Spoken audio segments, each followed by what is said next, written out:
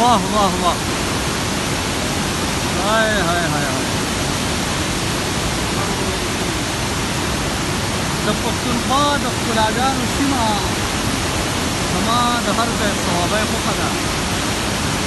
مینهوالو دا منظر به هم ډېر کم لیدلی. ډېره ښکلې نظاره ده. د توربېله ډیم سپیلوې د اګست په میاشت کې کلاویږي او نن موږ ته دا اعزاز میلاو شو چې د جهانګیر علي یوسفزۍ صاحب توسط باندې موږ دې ځای ته راورسېږو چې د دې زموږ ډېر غټ ارمان و.